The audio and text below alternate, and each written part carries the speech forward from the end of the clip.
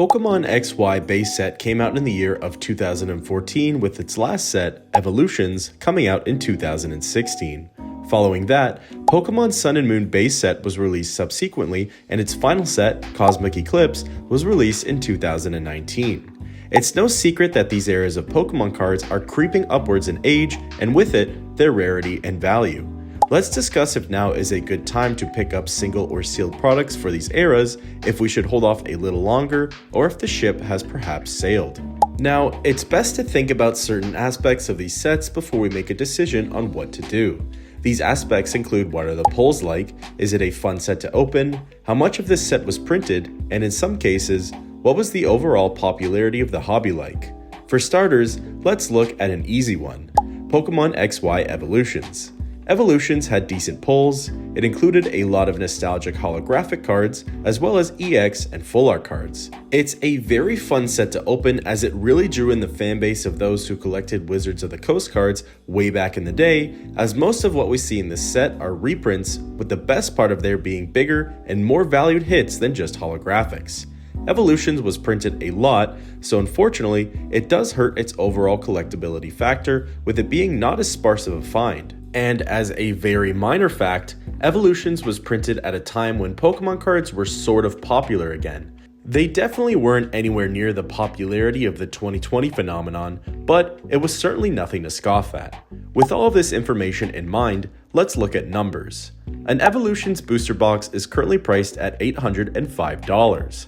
1 year ago, it was priced at around $745, meaning an increase of roughly $60 in the past year to this sealed product. However, taking a look at the top 3 pulls for this set, none of these go past the $50 mark, meaning that if you were to open a booster box and get lucky with your pulls, you're only walking away with a volatile $150, whereas before, it was a relatively steady $805. Looking again at the XY era, let's turn our heads to the infamous Steam Siege. Steam Siege was, and still is, a bit of a sore spot to collectors and breakers. The set just didn't offer as many good pulls with what we would have liked to have seen, as well as the Pokemon included in this set didn't really entice collectors to rip open packs.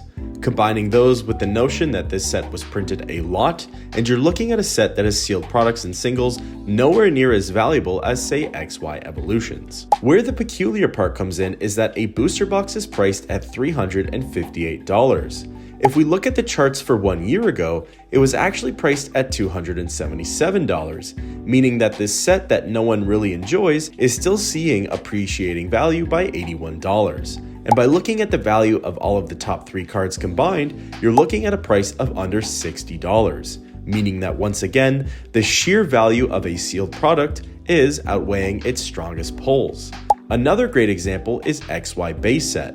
A booster box goes for just under $2,000.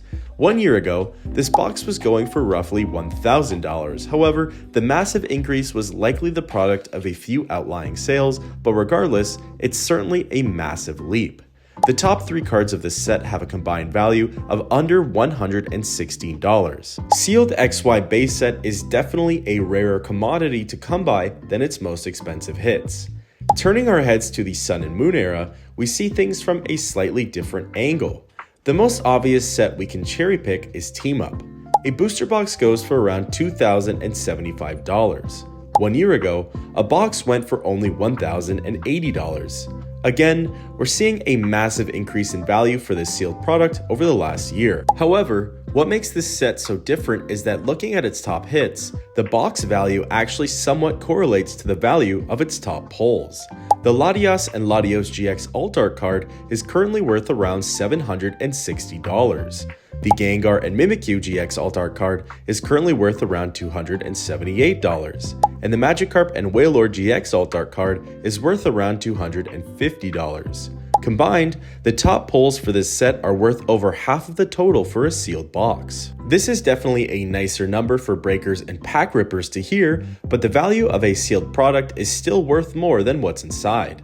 Let's take a look at a less popular Sun and Moon set, Crimson Invasion. A sealed box is currently going for around $211. 1 year ago, this product was priced at around $179, showing an increase of about $32 in the last year.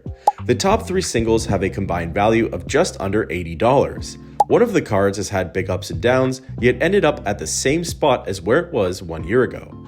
One of the cards actually had a gradual decrease, and the other had a massive increase in value.